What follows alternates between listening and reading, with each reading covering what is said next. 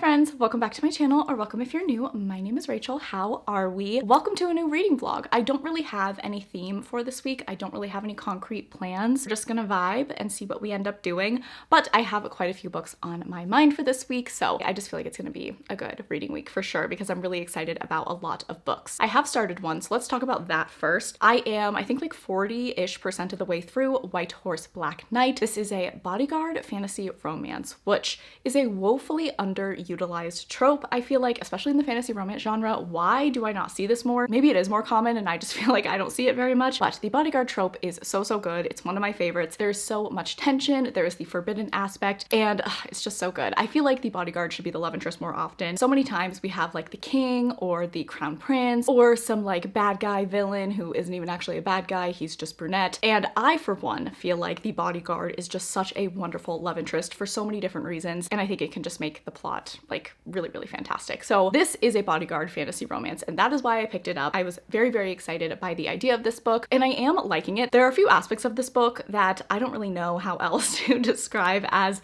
other than silly. So let me tell you what this book is about very briefly, and then I'll kind of, talk about how I'm feeling. But our main characters are Sabine and Wolf. Wolf is a bodyguard of the very wealthy, very notorious Lord Rion, and Sabine is the daughter of a nobleman. Sabine's father sells her off to be married to Lord Rion in order to pay off his debts. Sabine is very unhappy about this. She doesn't want to be married to Lord Rion, but she doesn't really have a choice. So in the first chapter of this book, we find out that Sabine is going to be traveling across the country to go to her betrothed's estate, and Lord Rion sends his absolute best guy, his warrior, his captain of the guard, whatever you want to call him. He shows up at Sabine's family estate to pick her up. And here's where things get a little bit strange. So Sabine's future husband is requiring that she rides nude on a horse across the country to his estate. He is requiring this. This is being enforced. This woman is being forced to sit naked on a horse for, I think they said the travel time will be 19 days. So many things about that I have an issue with, but we're just gonna,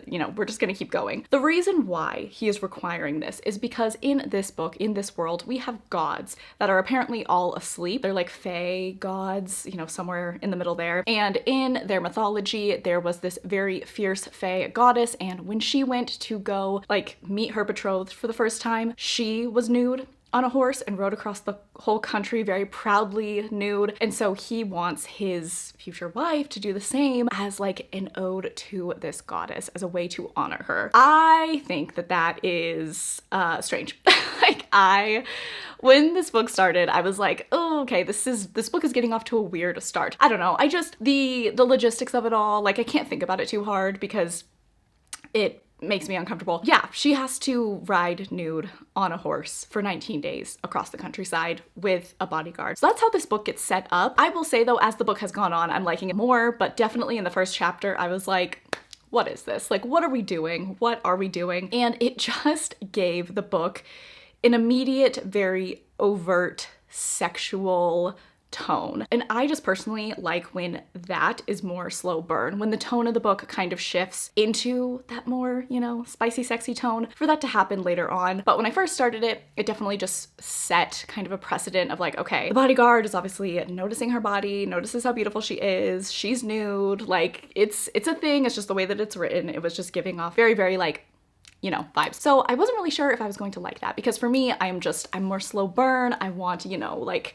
whatever happened to hello, how are you, But as the book has gone on, I have liked it more, and I feel like some of those tones, while they're still there, we've also like added other dimensions and aspects to the book. So I don't know, I hope I'm making sense, but Sabine and Wolf end up traversing across the country together. By the way, Sabine does have like really long hair, and she has like braided it in such a way to cover her, which has been good for her because obviously she's like, I absolutely hate that I have to do this, but all the men in my life are forcing me to. And along the way, Sabine and Wolf are kind of starting to fall for each other. Wolf is a very grumpy, like militant, he has no friends, no family, is just like hell-bent on his job, doesn't really care to get to know Sabine. And then Sabine, she is pretty innocent and naive, but that is because she has been locked away and abused for most of her life. So they're an interesting pair, but I think the two of them do end up complementing one another. And as they go through different trials on this, little journey they're doing, their feelings for one another start to grow and they rely on each other. And there has been like some good tension-filled scenes, which has definitely been enjoyable.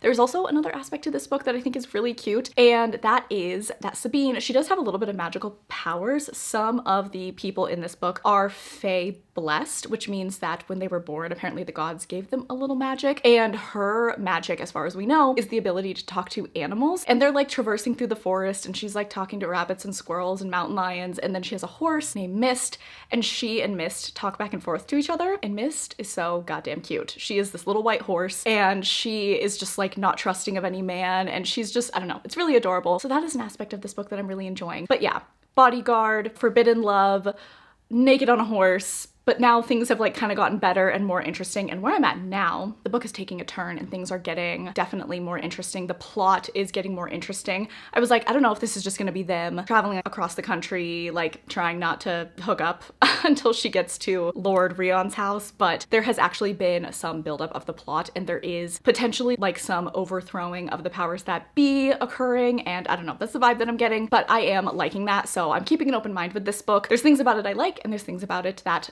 give me pause, so I'm kind of just, I'm a little bit all over the place with the book, but I'm excited to see what happens. So that is what I am reading currently, and I will keep you guys updated on that. So other potentials for this week, because I do think I'm gonna finish White Horse Black Knight, honestly either today or tomorrow, because I'm kind of getting to a point where I'm like, I need to know what's gonna happen. Like, the plot is really chaotic as of where I'm at right now, but we'll see. I hope I continue to like it. If I finish that book today or tomorrow, I think the next book that I'm going to pick up is Glow of the Everflame by Penn Cole. This is the second book in the Kindred's Curse saga, the first book being Spark of the Everflame, which I read last week, and I loved. Classic fantasy romance, so good. I gave the first book 4 stars, and the cliffhanger was crazy, so I definitely want to see what happens next. This is a much longer book than the first one, and I don't know, I just feel like things are gonna really kick off, especially in the romance department in this book, because we definitely were teased with a lot of different things in the first book, but I feel like we will get a lot of gratification on those subjects in this book. So I'm excited. I hope that I continue to like the story, and yeah, I think that the series has a lot of promise, so I'm excited about that. I am also, I think this weekend or beginning of next week, I'm going to be reading A Kingdom This Cursed and Empty, the first book being A Court This Cruel and Lovely. I'm going to be buddy reading this with my friend Steph at Stephanie Bookish. I will have her link down below. We are both very excited to read this, but yeah, I think we're not going to start this until like the 14th or the 15th, so I will probably read this in this vlog, but just a little bit later. And then as far as what else I'm going to read, I don't really know if I'm going to be including this or not, but I have started a slow reread of A Court of Silver Flames. I was gifted this stunning, beautiful edition by my best friend Hannah at Hannah's Recent Reads. Oh my god, I just like think back to when I opened this package from her, and it just makes me emotional. I really cherish this edition. This is one of my favorite books of all time, and it is absolutely stunning. So I am of course using this for my reread. I'm kind of just slowly rereading this though. I don't know if I'm gonna finish it anytime soon. I may or may not include this in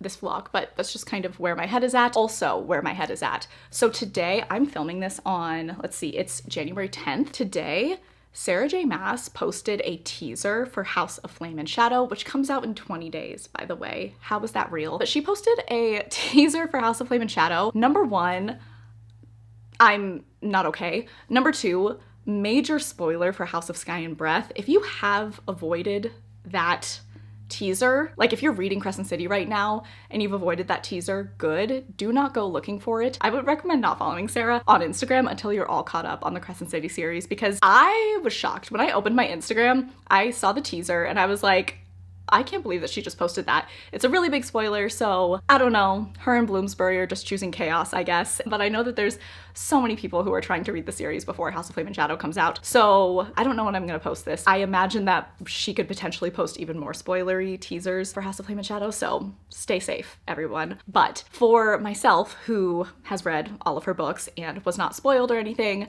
the teaser has me so excited. I am not gonna be okay.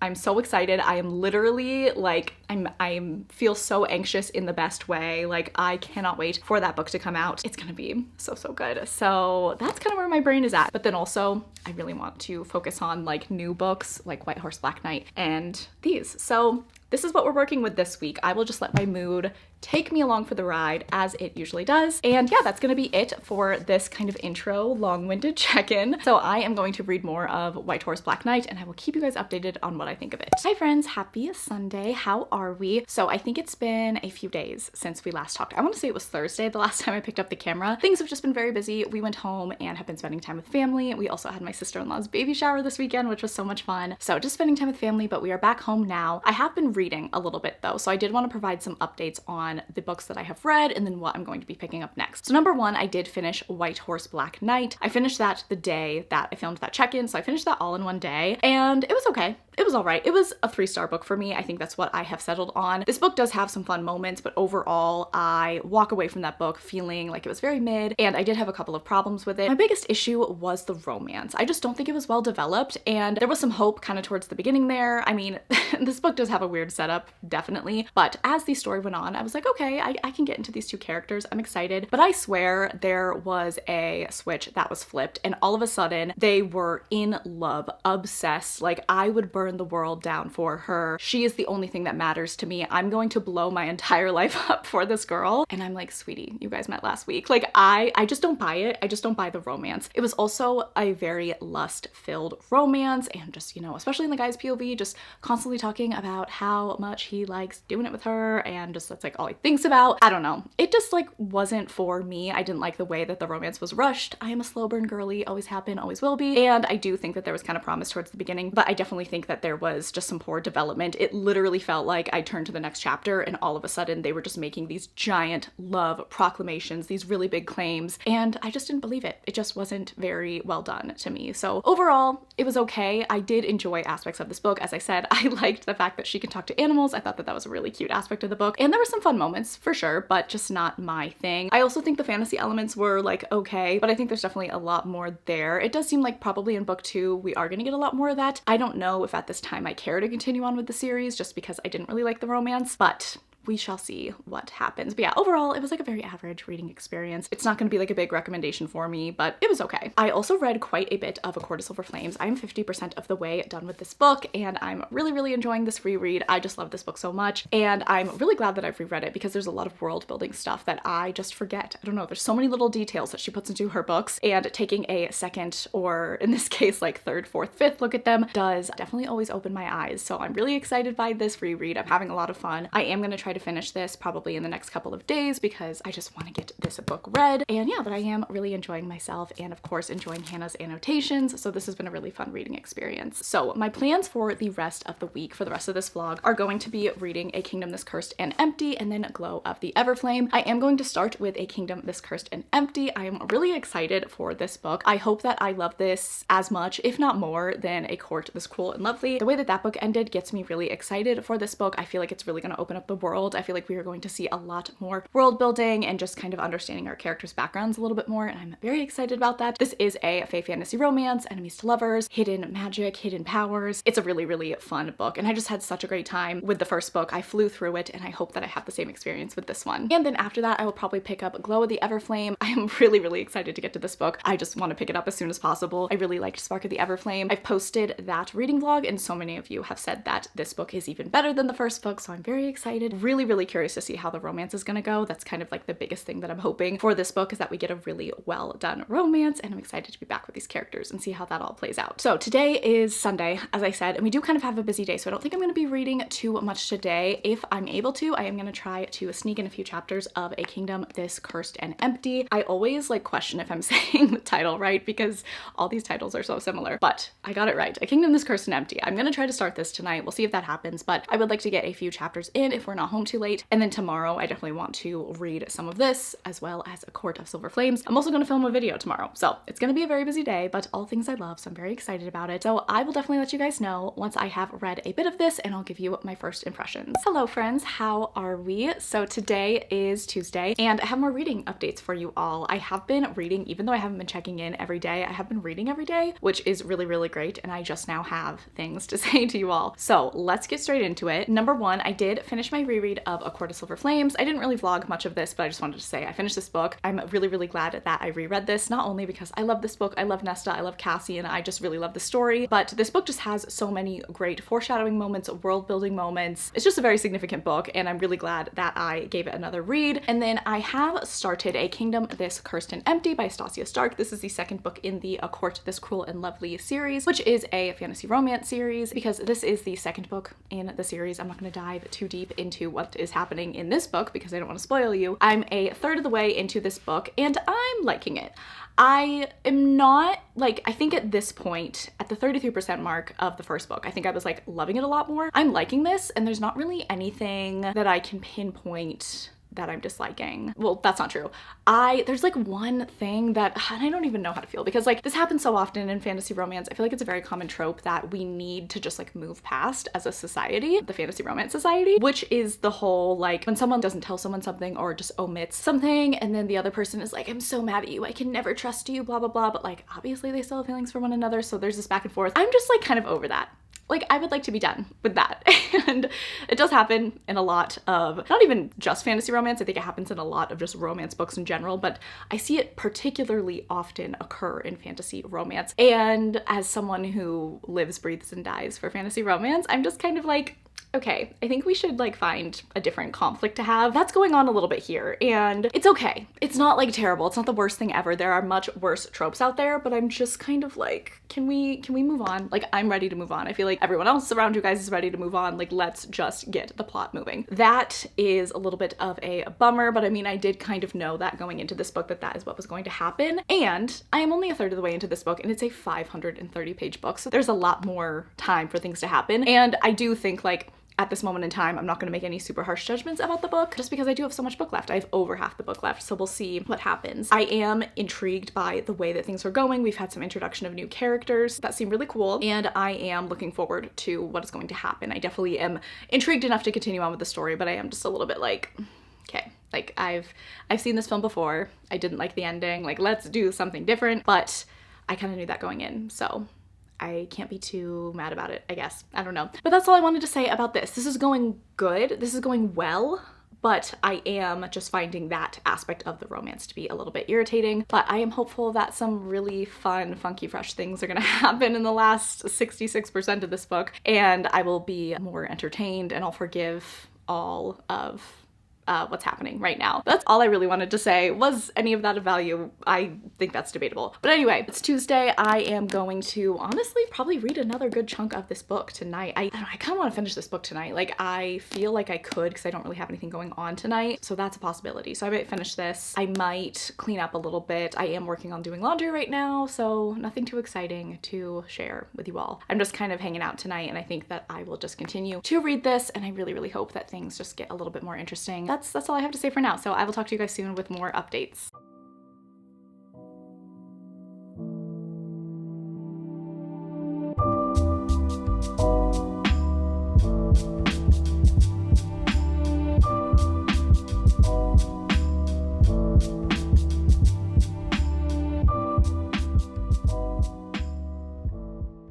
Hi besties, happy Wednesday. So it is the next day and I do have more reading updates for you all. I did read quite a bit last night and then quite a bit today. So I finished a book, started another, but before we get to that, we need to talk about the snow just very briefly. I hate to be a Grinch, but it is snowing outside right now. I think I showed that in the B-roll, and I'm just not into snow this time of year.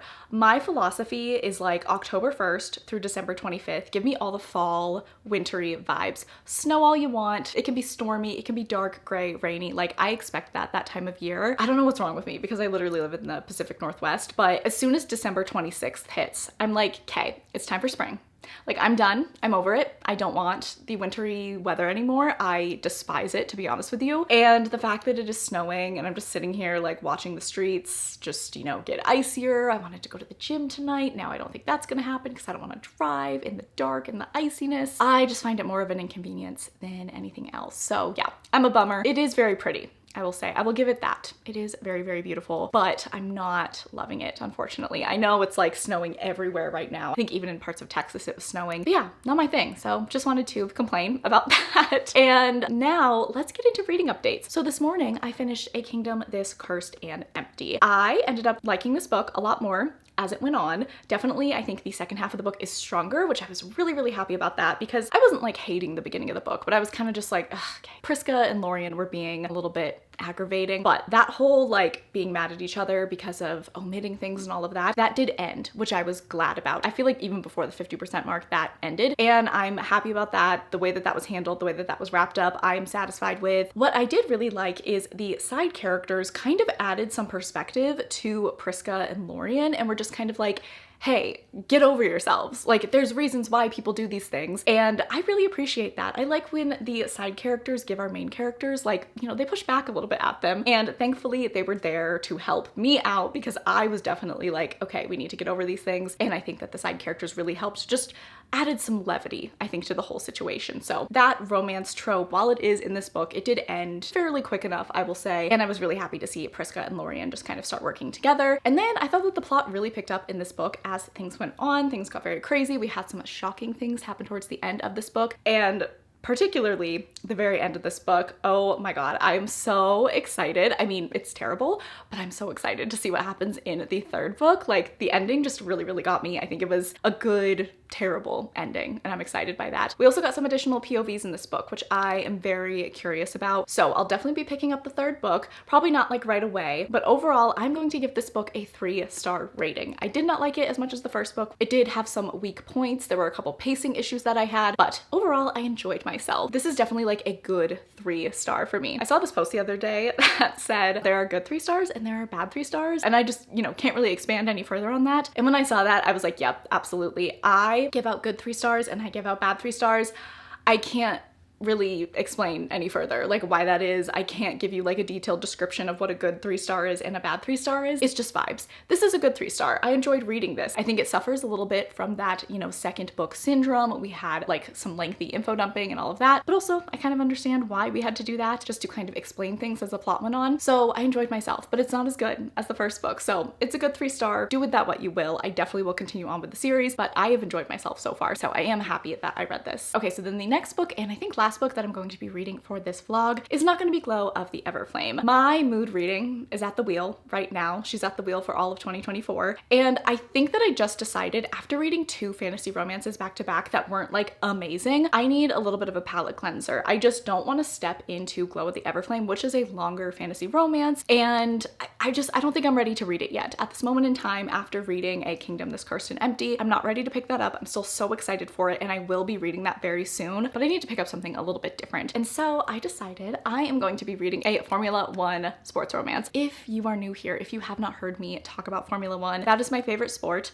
That is the only sport I care about. I'm just like a big F1 fangirl, so I do like to seek out Formula One romances. I have read the Dirty Air series by Lauren Asher, which is like the most famous and well-known Formula One romance series. I did really like the first book in that series, but the rest of them were kind of just like average to like not so great to me. But I definitely think that that's like a good starting point for Formula One romances. But I am always keeping my eye out for other Formula One sports romances. So I decided to pick this up. I just need some happiness. I need something lighthearted. I need something where I don't have to think super hard about like world building and powers and fae and all of that. I mean, I love thinking about those things, but I just need a little bit of a break from it. So I am reading Off the Grid, and I did just start it. I have no idea where I'm at. I'm listening to the audio. I'm on chapter 7, so that probably doesn't mean anything to you, but I am a bit of the way into this book, and so far I'm really enjoying it. The first thing that I'm really enjoying is I can tell that the author is definitely a like true fan of Formula One. Just the way that she is talking about the sport, the way that she's talking about the drivers and the team and the dynamics that happen in Formula One. It's just very, very fun. I am missing Formula One because we are off season right now, and I just, you know, I just wanted a little bit of that. I've been craving that, so that was really great. You can just like see how much time and care she has put into making sure that things about the sport are told accurately, which is awesome. And then as far as the romance goes, we have Spencer Briggs. I think that's his name. I could be wrong, but Spencer Briggs, he is an F2 driver, so he is trying to get into Formula One. I believe he had an opportunity, but something happened and it didn't work out. But he is hell-bent. His whole goal is to become a Formula One driver. We also find out in the beginning of the book that his dad was a very famous Formula One driver, but ended up dying in a crash on the track, and he witnessed it as a child. So obviously dealing with that loss affects him a lot. So he not only wants to become a Formula One driver because it's his dream, but also because he wants to make his dad proud and kind of continue on with that legacy. He is very cocky. He is very British. He's a bit of a ladies' man. So kind of, you know, that stereotypical sports romance hero, but I'm excited to kind of see his journey. And it's kind of cool that he's like in F2 when he wants to be in F1. So I like that journey because usually it's like the guy at the top of their game or whatever. He's very talented and very good, but he does have like a ways to go. So I'm curious about his character. And then we have Camilla, and Camilla is the daughter of a team principal. They are the Moretti team. It's very like Ferrari coded. Like I can just tell that that's kind of who this is supposed to be. Camilla is approached by her father, who is the Moretti team principal, and he tells her that he wants her to take over as team principal one day. And that day is probably coming sooner rather than later because unfortunately her dad is sick and he is getting sicker and he really wants to show her the ropes. Camilla is very apprehensive about this at first because she doesn't really know if this is what she wants to do. When she was younger, she really wanted to be a part of the team, but just things in life have happened and she's not really sure how much she wants to be involved in it, but she sees how much her dad wants her to be. So she does kind of like begrudgingly agree to kind of learn the ropes. She's going to start out as like their lead marketing person, but then her dad is also going to kind of be teaching her things about being the team principal and what all that entails. So that is kind of the setup of these characters. They have met. I just got through the scene where they meet for the first time. It's kind of like complicated to explain, but they end up talking in a bar. They have no idea who each other is. We find out that Spencer's friends that he's with told him to like go up to her and talk to her, and he tells Camilla that, and her friends have kind of been hounding her to get back into the dating scene, and so they're talking, they're flirting, they're having a good time, and she ends up kissing him because she's like, well, let's just like shut our friends up and just do something kind of crazy. And she like really likes him and has a good time with him, and she's like, oh my god, this was like so fun. But then she finds out that he went up to her kind of on a dare, and she's really pissed about that, obviously, because she does feel like she was made fun of a little bit and he wasn't being super forthcoming with everything. So they had a good moment, but then the moment ended really poorly, and we're done with that scene now, and like they don't know who each other is, but I have a feeling they're gonna like run into each other at like a Formula One race or something, and it's gonna be so good because like he really messed up and didn't handle the situation well, and she is rightfully upset. So yeah, I'm liking the book so far. It's fun, it's very lighthearted. I am excited for the like Formula One season to start in this book because that's kind of where things are heading now. And yeah, I will let you guys know how it's going. I'm just liking this. I think this is really what I need, just a lighthearted, fun Formula One sports romance, and I hope that I continue to like it as much as I am thus far. So I will give you guys more updates once I'm a little bit farther in Off the Grid.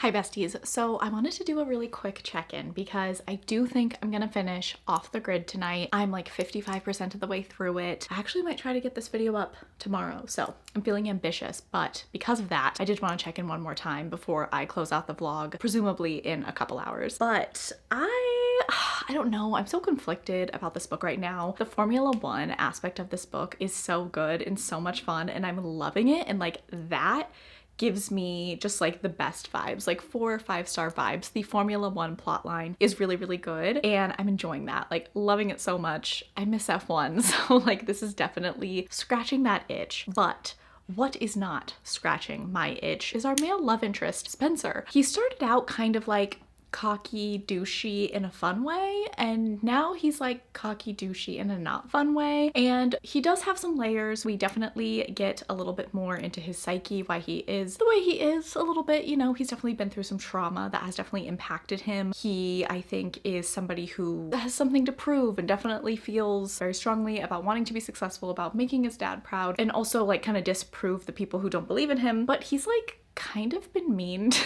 the like main character, like our female main character. I'm hoping that he atones for what he has said. It's one of those things where it's like I'm trying to not take it like too much, whatever. I think it's just to like bolster up his I'm the bad guy type of thing. But he's just said a couple things that I'm like, why are you saying that? to a girl that you clearly are into. He's not really making me swoon, which is a problem for a romance for sure. I want to be into both characters. I want to be excited about both characters. As just like an individual F1 driver, I find him intriguing enough, but like as a love interest, I don't feel like he is that fantastic, I guess. So I don't know, I'm gonna keep reading, but I hope that maybe there'll be like him making it up to her or something. I said he was mean, like, I don't know.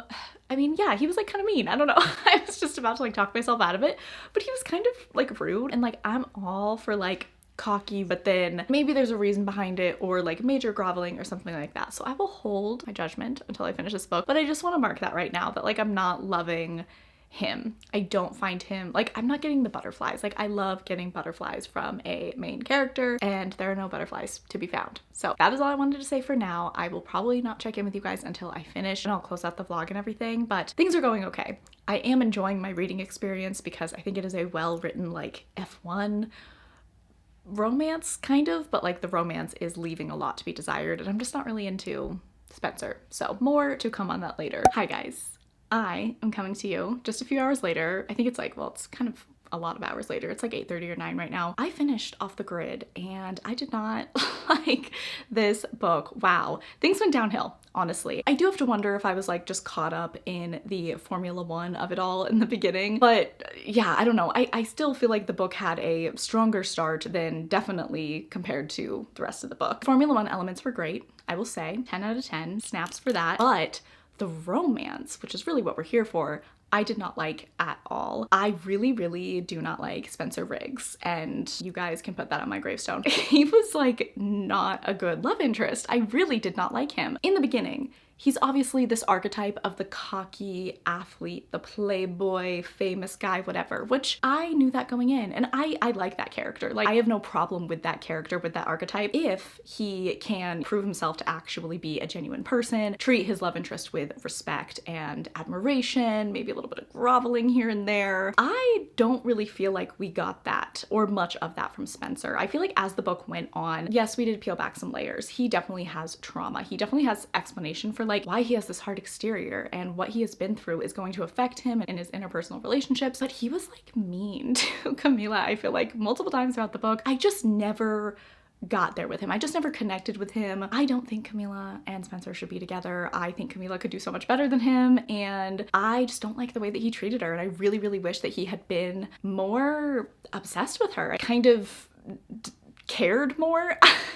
Is that where we're at? Like, I don't know. He also just said like a couple things that were not very likable to me. Camila started crying, and in his head he said, "I'm a man, I don't do well with crying." And I was like, what decade are we in? Like, please, that is such a lame thing to say. Like, this is our romance hero, and there was just a lot of like that attitude overall that I got from him. I don't know. My perception of him as a love interest is not good. I did not like him. I don't get it. I didn't get the love connection. And Camila as a character, she was fine. I'm not like obsessed with her, but I definitely liked her more than Spencer. Oh my god. And I feel bad for her because she had to hang out with him the whole time. Also, her friends are terrible, can I just say? I didn't talk about this in the beginning of the book because I was like, I don't know how significant these characters are gonna be. But in the beginning of the book, her two best friends sit her down and they're like, you need a makeover so badly. You need to fix your hair, you need to fix your shoes, you need to fix the outfits that you wear. It's all terrible. We have to fix it. And Camila does wear all baggy clothing. That is something that is commented on throughout the book by her friends, by Spencer, and there is a reason for this. It does get revealed later why she does that, but she doesn't tell her friends or Spencer until the end of the book, and she doesn't owe them any explanation. They should still respect her as their friend and as a human being and not make fun of her for wearing baggy clothes. The bar is quite literally in hell. That really upset me, and her friends just like never miss an opportunity to rag on her. And I love a little teasing with the besties, okay? I love poking fun at each other, but I feel like that is just something that's like, hey, let's rub two brain cells together and think, my friend constantly wears baggy clothes. I'm not gonna make fun of her for that. Like, I think making fun of someone's personal style, I think making fun of how someone presents themselves is just not a good look ever. So I don't like her friends. I don't like her boyfriend. I did not like this book. The Formula One elements were fantastic. That's like the only positive thing that I have to say about this book. This is a 2-star read for me, probably my least favorite book of the year thus far. So that's that. But yeah, man, I'm so disappointed because I love Formula One sports romances, or I love the idea of them, I guess. But this did not hit. And I was contemplating picking up the second book, but honestly, I just don't even see the point. I don't know. I mean, maybe with different characters, like completely different characters, I would like it more, but I just don't really have like a huge interest in this series anymore. So I'm kind of sad about that. I'm gonna be on the lookout for more Formula One romances, maybe different series, maybe by different authors, and hopefully I won't run into these just kind of icky feelings that I had while I was reading this book. So done with that. What a way to end the week. I think like maybe this is a sign that I shouldn't be using contemporary romances as palette cleansers. I have not had good luck with contemporary romance lately. I mean, I did read Love Redesigned in December and that went well, but like over the last 2 months besides that, I have not had super great reading experiences with contemporary romances. Maybe my palette cleansers should be like thrillers or something, because I'm just striking out so much in that department, and it makes me sad because, man, when a contemporary romance hits, it is just the best. I love that giddy, excited feeling, but this was not it. So that's that. My palette has been cleansed, I will say. As soon as I finished that book, I was like, yeah, okay, I'm ready to go back to fantasy. Thank you. So that was my weekly reading vlog, or just like reading vlog in general. I'm not really sure what to call these videos, but I hope that you guys enjoyed. I definitely think that, of course, my reread of A Court of Silver Flames, and then also A Kingdom That's Cursed and Empty were like my 2 favorite books that I read this week. And White Horse, Black Knight, it was all right. And then Off Grid was not enjoyable. So kind of went downhill as things went on, but that's okay. We will continue to try next week. I am going to be reading Glow of the Everflame soon. I'm actually going to start a weekend reading vlog tomorrow. I might pick that book up this weekend. Maybe, we'll see, but you will definitely see it in a vlog soon. Sorry that I like talked about that all week and then ended up not picking it up, but that is what move reading is all about. So if you made it to this point in the video and you wanted to let me know, go ahead and leave the little like racing car emoji. I think it's like a little red racing car for Formula One, which is a lovely sport. And that is all I'm going to take away from reading Off Grid. And please make sure that you're following me on Instagram and Goodreads. They're always linked down below. I really appreciate that you watched this video. I hope that you are having a fantastic day. I love you all so, so much, and I will catch you guys in the next one.